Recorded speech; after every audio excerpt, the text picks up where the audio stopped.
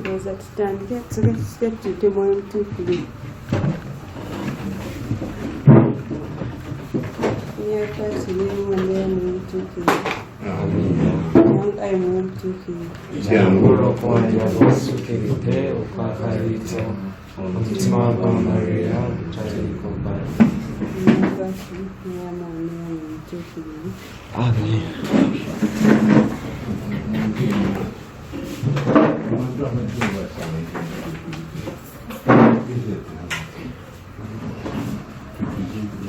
Leero omusomo gwengenda okuwa gugenda baku Corpus Christi. Corpus Christi ekitegeeza body of Christ, omubiri gwa Yesu. Nga leero Sunday ya leero celebrating olunaku lwa Corpus Christi. Naye lwa COVID tetwasobodde ddukuza nga wetera ddukuza leero ku church. Naye nga ntandika ngenda sooka mbabulire Corpus Christi gyekyabira ddala ekyokuza olunaku lwa Corpus Christi. Waliwo omutuukirivu bagiyita Eliade, bali bamuyita St. Julian, naye nga alina obujjumbize eri Eucharistia kubanga ali muto. Kati lumu olwatuuka ng'afuna vision, okulabikibwa ng'alaba omwezi, naye nga waliwo sport emu enzirugavu eridda ku mwezi ogwo, naye yali tamanyi kyekitegeeza. Naye olwa y'eddoboozi okuva mu ggulu ne limugamba nti omwezi ogwo gutegeeza Ecclesia, Living Church, naye dark spot eyo eriwo etegeeza nti waliwo ekibulamu Ecclesia, ate ng'ekyali kibulamu n'olunaku luno olwa Corpus Christi. St. Julian we yafuna eyo vision n'agenda nayogerako ne Archdeacon eyaliwo mu diocese eyo kaseera kubali bamuyita Jacques Panteleon. Bwe yamugamba ne bakola okunoonyereza ne bagikakasa. Bwe bamala ogikakasa ne batandika celebrating olunaku, naye baali tebagicelebratinga nti ensi yonna, naye nga bagicelebratinga ng'ekyekyalo. Mu 1249 olunaku olwasookedera nga 5 June ne balucelebratinga mu parish. Kati nga wayiseewo akabanga katono mu tawuni eyali eddako bali bagiyita Oviedo. Mwalimu Father yalimu naye nga takkiriza ddala muti Yesu mwali mu Eucharistia, naye n'afuna ekyewuunyo. Yali asoma misa n'alengera ostia ng'eyambuka mu bbanga. Bwe yagiraba ng'eyambuka mu bbanga n'etandika okuvaamu omusaayi, nga bantu bangi abaaliwo ng'ekyewuunyo kibaawo nawe ne basobola okukiraba.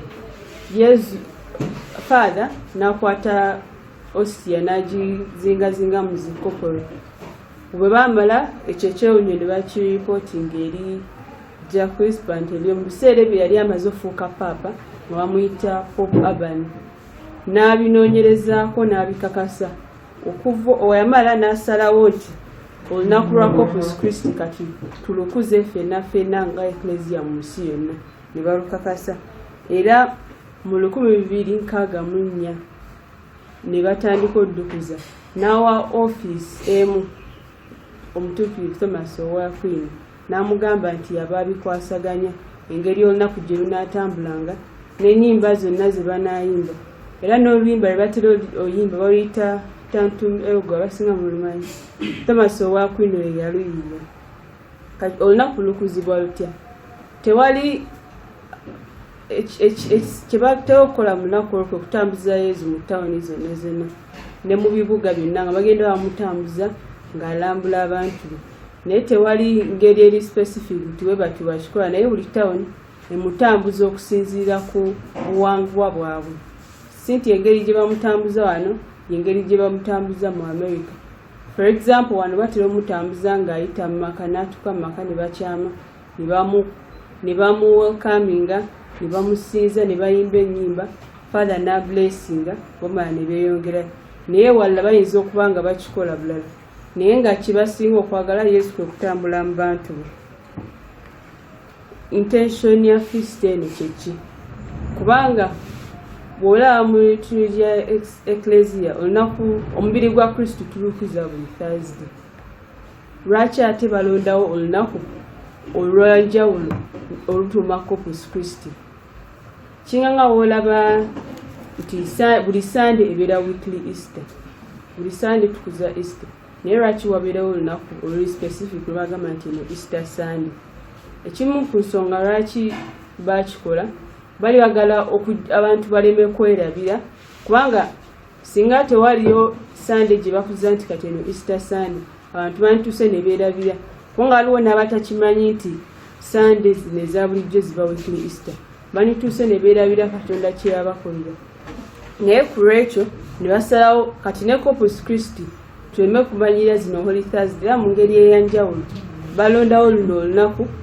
Ate n'ekirala kye baagala nti ecclesia yonna awamu mu nsi yonna okuzza olunaku lwa Corpus Christi, kubanga tubeerayo nezi Thursday lwe tukuza zinaku, naye kati bagamba ffenna awamu tukuze olunaku lwa Corpus Christi.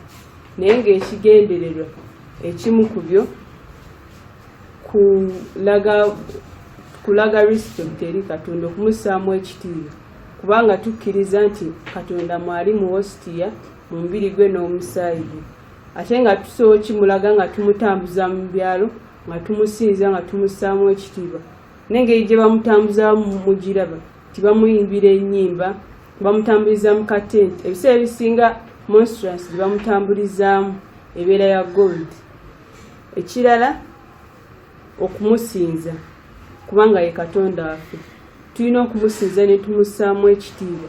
Kubanga olaba abantu b'oku nsi Katonda baatasinga bakabaka abapresident tubassaamu ekitiibwa, kati olwo Katonda waffe yatutonda.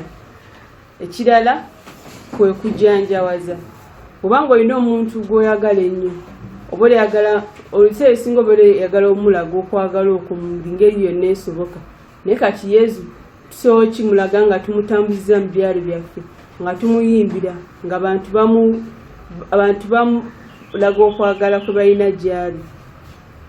Ekirala apostolate. Bw'otunula mu Bible mu New Testament, olunaku olumu Yesu yali atambula n'abagoberezi be, ng'ali mu ttambula, yali ava mu city y'e Jericho ng'ali mu ttambula n'abagoberezi be ng'amugoberera emabega, kati ng'ayita ku musajja.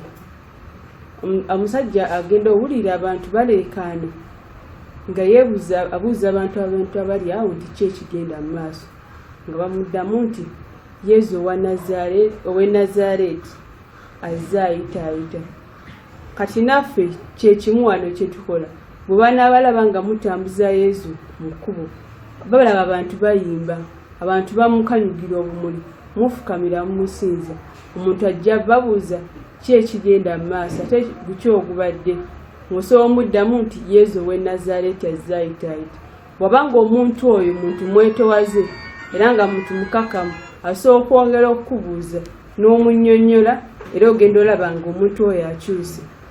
Ekirala ekitukozesa ekyo kwe kumuddaabiriza. Ebiseera ebisinga abantu bajjukira okusaba Yesu bye baagala, naye ne beerabira okumuddaabiriza.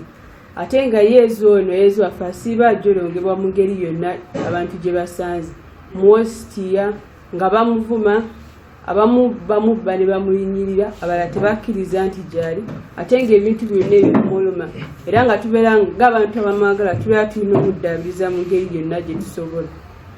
Ate ekirala kwe kumusiima. Tulina omusiima.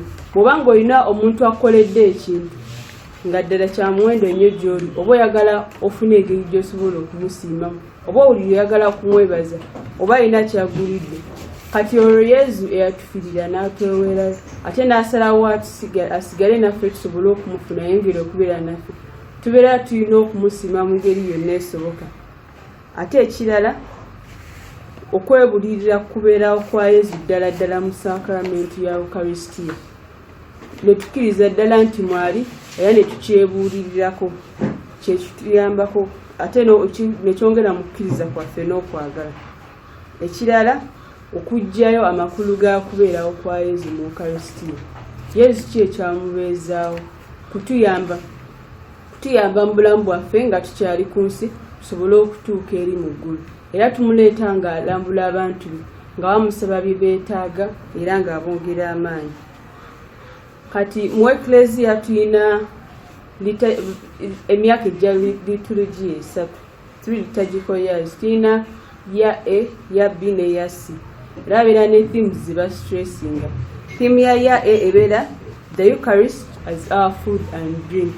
Eucharistia ng'emmere yaffe ate n'ekyokunywa kyaffe. Eya ya B ebeera the Eucharist as a sign of the new covenant. Eucharistia ng'akabonero k'endagaano empya. Eyokusatu ya C ebeera the priesthood of Jesus, obusaaseredoti bwa Yesu. Kati mweno liturgical tuli mu ya B eya the Eucharist as the sign of the new covenant. Eucharistia ng'akabonero k'endagaano empya. What is this blood and body we are talking about? Omubiri gwa Kristo n'omusaayi gwe twogerako guno gwe guliwa. Wanyiza okuba nga njogera ku Eucharistia naye nga temutegeera kye ntegeeza. Ntegeeza Yesu eyazaalibwa e Betelehemu, Yesu eyakulira e Nazaaleeti, eyatambulanga ng'agenda nju ku nju. Omubiri guno ogwaliko ebigere ebyatambulanga okuva mu kyalo ku kyalo ng'agenda abuulira enjiri, agenda awonya abantu. Engalo zino ezaakwatanga ku bantu ne bawona, emimwa gye egyagobanga amasitaani, eyayinanga ebigambo ebyalinga biri consoling eri abantu. Then omusaayi gwenjogerako gwe guno omusaayi ogwawa Yesu obulamu, ogwakubira mu mutima gwa Yesu ogwo ogw'ekisa ennyo era ogwamuwa obulamu, kubanga twakira nti Yesu baamukuba ku musaalaba, omusaayi ne gumuvaamu era yafa, ekiragira ddala nti yali muntu ddala wadde nga Katonda ddala. Era omubiri ogwo gwennyini n'omusaayi gwe yalina ku ssaawa gwe omubiri gwennyini gwe tusanga mu Eucharistia eno, era Eucharistia yennyini gye tutambuza ku lunaku lwa Corpus Christi. Eucharistia, esakramento ya Eucharistia baalisinzirira ddala ku scriptures, oba kikwata mu Uganda, ebiwandiiko ebitukuvu nga twawulidde mu Exodus nga boogera ku covenant Abayisirayiri gye baakola ne Yesu, nga boogera ku sacrifices ze baakola ne bamamisira n'omusaayi. Kati mu New Testament, endagaano Testament empya, Yesu yennyini y'endagaano empya, era omusaayi gwe kati ye gwatuyiira okutuwonya ebibi byaffe. Ate y'endagaano empya ate ey'olubeerera. Ziri endagaano baazikolanga naye ne bagenda nga bazizza bujja, naye kati eno y'endagaano empya ate ey'olubeerera. Tewalibaawo ndagaano ndala paka enkomerero y'ensi. Bw'oba nga osoma akatabo ka Conversation with God, bagamba nti boogera ku Abayisirayiri be baanunula okuva e Misiri, ne baba comparinga ku ffe nti baali balaga nga babageraageranya ku ffe nti baali balangirira ffe Pilgrim Church, Ecclesia eri mu lugendo, nti olugendo lwe baatambula okuva e Misiri paka mu Promised Land baali balangirira ffe kati ffe Promised Land yaffe eggulu, naye tulina olugendo luno. Abayisirayiri bwe baatuuka ng'emmere ebaweddeko, Yesu n'abawa manu ng'emmere yaabwe eyali abwawo obulamu okutuuka we baatuuka mu Promised Land. Naye kati ffe emmere gye tulina ye Eucharistia. Tuli mu lugendo kubanga tuli dual citizens, tuli bansi bbiri, tuli wano ku nsi naye tulina n'okugenda mu ggulu, ate nga mu ggulu y'ensi yaffe eyaddala. Ffe wano tuliwo kaseera buseera, naye okusobola okutuuka mu ggulu tulina okubeera n'emmere esobola okutubeezaawo paka we tunaatuuka eri. Kati emmere eyo ey'Abayisirayiri era erangirira eno emmere eya Eucharistia gye balituwa, ate emmere ey'obulamu, kubanga omubiri mu bulamu obwa bulijjo gubeera gwagala emmere esobola okugubeezaawo, naye ate waliwo eyo emmere ey'obulamu obutaggwaawo, naye omwoyo guba gwetaaga okusobola okutuuka mu ggulu. Ekirala, tukkiriza ddala nti Yesu mwali mu Eucharistia mu mubiri gwe n'omusaayi gwe n'obwakatonda bwe. Okutandikirako mu Bayibuli ndowooza osome John chapter 6 verse 51. Wano mu John chapter 6 verse 51 Yesu ye kennyini atuwa obukakafu nti ddala mwali mu mubiri gwe n'omusaayi gwe. John chapter 6 verse 51. Eklezia esomesa nti bw'omubeera mu buseera mu budde bwa konsekrasiyo omubiri n'omusaayi gwa Yesu gukyukira ddala n'afuuka omubiri,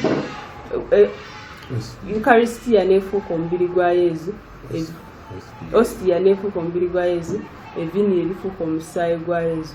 Wadde nga tetulabira ddala nti Ostia ekyusa efuusa omubiri, naye ddala mubeeramu omubiri gwa Yesu ate ne vini kuba gufuusa omusaayi gwa Yesu. Bwetusoma okuva mu Vvanjiri ya Yowanna omutwe ogw'omukaaga okuva kanya ka 5 mwaka. Nze mugaati omulamu ogwakka nga guva mu ggulu. Buli aliba alidde ku mugaati guno aliba mulamu emirembe gyonna. Ate omugaati gwe ndibawa ye nnyama yange ey'obulamu bw'ensi. Abayudaaya ne bawakana bokka nga bagamba nti ono ayinza ki okutuwa ennyama yo okugirya? Yesu n'abagamba nti mbagambira ddala mazima nti bwe mukyalyenga nnyama ya mwana wa muntu, bwe mutaanywenga musaayi gwe, temubeerenga na bulamu mu mmwe. Awo tulaba nti Yesu ye kennyini atugambira ddala. Yesu bwe yajja ku nsi teyajja kutuwa kintu kirala kyonna wabula okutwewa. Bwe yamala otufiirira n'asalawo atwewe ng'emmere n'atubeezaawo okusobola okutuuka mu ggulu. Kubanga nga inagambye nti mu Emisiri baali balangirira emmere gye tulifuna kati Yesu agamba nti ataamufunenga talibeera na mulamu mu ye. Bulijjo omuntu abeera n'enjala eyo etasobola kukusibwa mmere ya bulijjo wabula enjala y'emmere eyo ey'obwakatonda, omubiri n'omusaayi gwa Yesu okusobola otubeezaawo era okusobola otuwa obulamu muffe okusobola okutuuka eyo mu ggulu. Era bangi abawakanya Yesu naye n'abakakasiza ddala nti gwe omubiri gwe n'omusaayi gwe, ne beewunya n'okwewunya nti asobola atya obbawa omubiri n'omusaayi bali. Naye nga Yesu ye buli amanyi kyayogera ng'akimanyi nti y'emmere y'obulamu era yakiddingana emirundi n'emirundi nti ye bulamu bwaffe, nti ye kkubo erisobola otutuusa mu ggulu, ate nga mu kubeera ekkubo tulina osooka omufuna tusobole okutuuka mu ggulu. Lero somye ne Mark chapter 14. Yesu teyajja tuwa kirala kyonna wabula ye kennyini. Kubanga oli ayinza okugamba nti oba yatugamba agenda tuwa mmere endala oba agenda tuwa ki, naye Yesu yagamba omubiri gwange n'omusaayi gwange buli ataagulenga taabenga na bulamu mu ye. Ekitegeeza nti yali agenda kutweweera ddala. Era yagamba nti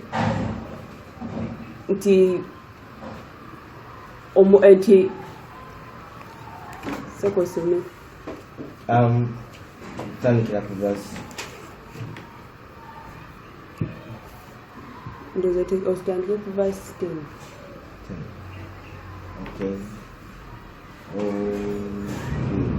Okay. Obudde bwe bwawungeera n'atuuka ne 12. Bwe baali batudde nga balya, Yesu n'abagamba nti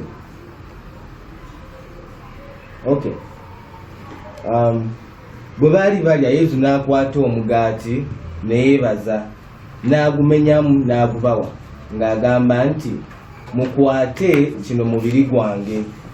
N'akwata ekikompe ne yeebaza n'akibawa ne banywako bonna n'abagamba nti kino musaayi gwange ogw'endagaano oguyiibwa ku lw'abangi. Agambye guno gwe mubiri gwange, guno gwe musaayi gwange, nga teyeerubamu mu bigambo byagamba ekimbali njagala asooka otusome. Era yagamba ogw'endagaano empya. Ebiseera ebisinga obanga olaba Father nga ali mu biseera bya konsekrasiyo agamba omubiri ogw'endagaano empya ate ey'olubeerera. kubanga edda baakolanga endagaano n'obulijjo naye kati Yesu najjanga lambi yaffe era n'agamba gwe omubiri gwe ate omusaayi gwe ogw'endagaano empya. Bw'obanga osomye mu bitabo ebirala era Matthew 26, Luke 26 baguyogera ku kintu kyekimu naye era nga newetugenda nisoma era byebimu kyetwali kitabanye eggendayo. Naye kati amaanyi gano aga ositiya eno okufuuka omubiri ne viini ino okufuuka omusaayi gavaawa? Amaanyi gava mu kigambo.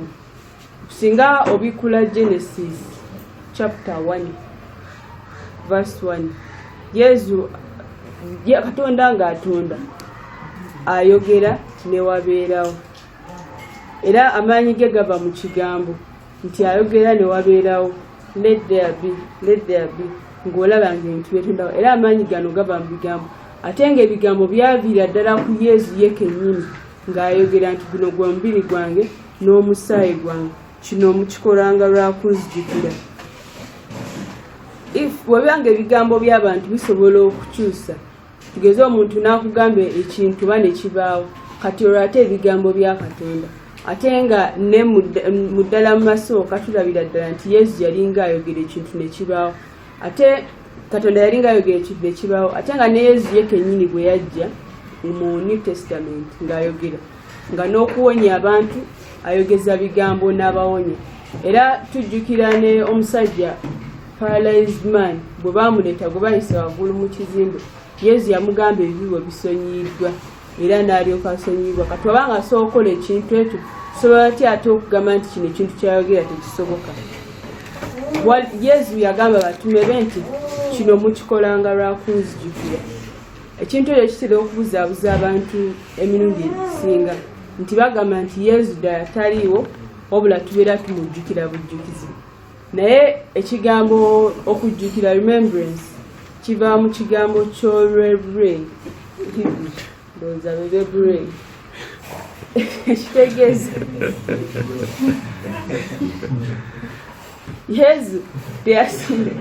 Yesu teyasindika batume kumujjukira bujjukizi wabula okuddiramu ddala ekyo ekyaliwo. Tujjukira nti ngenda kozesa nnyo abadduka okuva e Misiri nti Yesu we yabataasa ko olunaku ye bagamba bafune kalikaliga bakasale bakale bakamalewo, obanga tebasobodde bagabane ne bamulirwana baabwe era omusaayi baguteeke ku nzigi zaabwe nti malayika w'okufa waanajja anaabatangira tebajja kufa. Naye kati we baamala ne basobola okuwona balinga baselebratinga kye tuyita Passover, naye buli we balinga bakijjukira nga baddamu buto ne baddamu ne bakizaawo nga bwe kyali biri okusobola okulaba nti abaana bonna abanaddirira mu generations zonna eziddako basobola okugabana mu kirungi kino Katonda kye yasobola batuusaako. Era mu ngeri emu n'abatume Yesu yali tabasindika kumujjukira bujjukizi wabula okuddamu kyennyini ekyaliwo. Kubanga ne obanga owulira Father ng'akutte ostia tayogera mu past tense wabula ayogera mu present, tayogera mu kyaliwo wabula ayogera mu kiriwo nti guno gwe mubiri gwange n'omusaayi wange ogunaayiibwa, si ogwayiibwa naye ogunaayiibwa okubeera mmwe n'okubeera abangi, kino mukikolanga lwa kunzijukira. Ekyokugamba nti mukikolanga lwa kunzijukira, bulijjo omuntu ng'akoledde ekintu ekirungi abeera ayagala nnyo okumusiima, era neezo ayagala okumusiima olw'ekintu ekintu kye yatukolera okumufiirira. Naye nga tumusiima batya? Bulijjo mu kujjukira ebyo bye yatukolera okutufiirira, ate ng'engeri esinga okubeera ennungi ye mu misa bwe tusobola omujjukira. Kyeyagamba nti mukikolanga lwa kunzijukira. Saint Cyril yaliwo mu biseera by'edda, naye we yalinga wali ayogera ne abantu be yali akyusizza nga baleese mu Bukatuliki, yabagamba nti Yesu wabeera nga yakyusa amazzi n'agafuula evviini. Lwaki toba tekisobola kukkiriza nga tugamba nti oba si kya bwa Katonda ye okufuula ositiya omubiri gwe ne viini omusaayi gwe, nti oba nti kya wansi nnyo Yesu okukikola, nti lwaki tubeera tukirowooza mu ngeri eyo. Ate bongera wosoma in conversation with God akatabo bongera okugamba nti si bugumuli oba okukkirizako erireetera Yesu okubeerawo mu Eucharistia oba okkiriza oba tokkiriza Yesu yajja kukka kubanga yatusuubiza ti alibeera naffe okutuuka ensi okuggwawo kati gwe okkiriza nti Yesu mwali oba tokkiriza nti mwali Yesu yajja kukka abeeremu mu mubiri gwe gwonna n'omusaayi gwe n'obwakatonda bwe era n'eviini ere lyennyini yijja fuuka omusaayi gwe omu ku bantu abatakkiriza mu Bayibuli yali Tooma wobanga osoma yagamba nti unless I see in his hands the print of the nails and place my hands in his side I will not believe okujjako ng'alabye mu bibatu bye ebituli by'emisumaali namukwala n'omukwata butajja kukkiriza nti Yesu ddala yazuukira naye ffe tetusobola kufuna chansi eyo Yesu kumukwata naye okukkiriza kwaffe kwe kutuyamba okulaba nti ddala Yesu waali naye bw'obanga tokkiriza kiba kibi nnyo kubanga Yesu yagamba nti beesiimye abo abakkiriza nga tebalabyeko. Tooma we yamala okukwata ku Yesu n'okumulaba yayogera n'ebigambo ebiggumivu nti my Lord and my God mukama wange era katonda wange naye yayogera amaze kumukwatako nakulaba naye Yesu kyasinga okwagala kwe kukkiriza nga tolabyeko. In Conversation page 27 bagamba nti we should not be disconcerted by outward appearances. Not all the realities of this world are perceived by the senses. Senses mongere ne bategeeza amatu amaaso enyindo omumwa naye particularly wekituka kosti amaaso gaffe si nti buli kimu ekiriwo mu nsi kirina kulabirwa maaso era tolina kulimbibwa maaso go olw'okuba tulabi wabula okukkirizako kujja kuyigiriza okulaba kujjawo olufu oluli ku maaso go osobola okulabira ddala Yesu ono ali mu OSTM. Mu diary ya Sister Faustina page paragraph 1408 mweno paragraph Sister Faustina yalaba OSTM namu kinganga olabanga OSTM zonna mwezi naye n'olabanga namu ng'olabamu Yesu ngeza batusomere mujja kuba kitegeera nga asomyewo. Ogambye paragraph 1408 nabadde mu misa entukuvu eyakulembeddwa Father Sopok. Mu misa eyo nalabye omwana omuto Yesu ye ng'akutte n'olugalo lwe ku kyenyi ky'omusaaserodoti. 1408 yaŋŋambye nti endowooza yeeyunze nnyo n'eyange n'olwekyo bamirembe bane emirembe kubikwata ku mulimu gwange.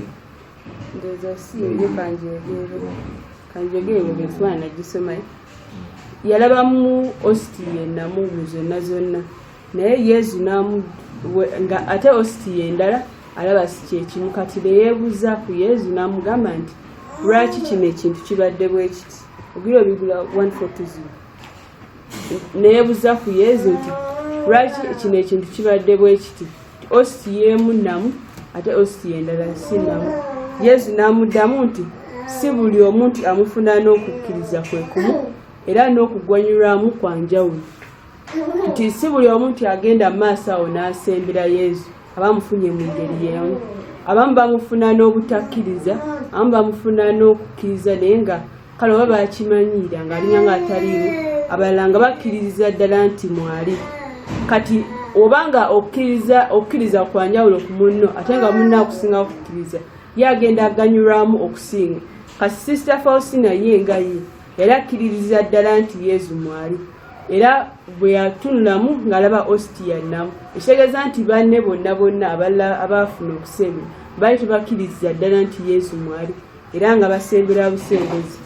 Awo wena wawa sitori y'omukyala omu yalinga asembera Yesu naye nga buli lwaba asembera amaziga agamuva mu maaso n'akaba nga tasobola kukkiriza kintu kino kimutuukako ng'alaba afuna omukama era nga buli lwasembera abanga asembera omulundi ogusooka nga banga atasemberangako naye lwaki kubanga yali akkiriza ddala nti Yesu mwali era ng'alaba ddala Katonda kye yamukolera kikulu nnyo era nga kimuleetera n'okukaaba naye bangi bameka abatuuka ku ssanyu eryo ng'amaze okusembera Yesu. Mu paragraph 1420 Sister Faustina yalaba Yesu n'amaaso ge era kifaananamuko ku kino naye sooka osome. Bwe nabulidde mu ssaala natwalidda mu eklezia mu mbeera yonna ey'obulamu ninabidde Mukama Yesu ayoseddwa mu Onstansolio. Mu kifo kya Onstansolio nalabye amaaso ga Mukama ag'ekitiibwa era yaŋŋambye nti gwe kyolaba nga bwe kiri abantu bano abalala bakirabira mu kukkiriza. Okukkiriza kuno okungi nga kunsanyusa nnyo. Olaba newankubadde tewalabikawo kabonero kalaga bulamu mu nze mu butuufu obulamu mwebuli mu buli emu ku Wostia naye ku lwange okusobola okukola ku muntu omuntu oyo ateekwa okuba n'okukkiriza. Okukkiriza kuno okulamu nga kunsanyusa nnyo. Awo tuwulidde nga Yesu agamba Sister Faustina nti Sister Faustina ye yamulaba n'amaaso ge naye ffe abasigadde okumulaba okwo tumulaba nakukkiriza. Tosobola mulaba n'amaaso go gano gokka naye omulaba n'okukkiriza oba okkiriza ddala nti Yesu mwali ojja mulaba. Era ye kennyini akigamba Sister Faustina nti okukolako kisinziira ku kukkiriza obanga tokkiriza ddala nti bwali era laba tagenda kufuna na nsonga ekuyamba kubanga togenda nakwogera naye kuyamba mu ngeri gye yandikuyambye kubanga oba muli tokkiriza nti ddala mwali. Era mu mirundi mingi mu Bayibuli tulaba Yesu nga anyolebwa. Waliwo omwana omu eyalina obulwadde obwa ndowooza zaali nsimbu naye abatume be ne basaba ne balemwa okumuwonya. Kati Yesu bwe yajja n'awulirawo binnyo n'abagamba nti balina okweyongera okusaba n'okweyongera mu kukkiriza. Era kyongera tulaga nti okukkiriza kwetaagisa nnyo obwa Yesu ng'oyagala Yesu okuyamba nti newonaamuyita newonaamugamba ki nga tolina kukkiriza batasobola kukuyamba newonaamusembera nga tokkiriza ddala nti mwali naye ajja kwefuula nga ataliiwo kubanga tajja kwesiba kate ng'omulaga taliiwo. Yesu yennyini yali e Betelehemu e Nazaaleeti nga bwe nagambye eyatambulira e Galilaaya eyagenda ng'ayigiriza abantu eyawonyanga abantu oyo ye kennyini yali mu Ostia eno era yaliwo paka kati wadde tugamba nti Yesu waali buli wamu nti ali mbanaku ali buli wamu wetubeera naye mu ngeri ey'enjawulo ali mu Ukaristia muno mu mubiri gwe n'omusaayi gwe n'obwakatonda era ng'akulindiridde ogenda osobola okumufuna osobole okugenyulwamu mu ye. Kati awo wetutuuka ku ngeri Yesu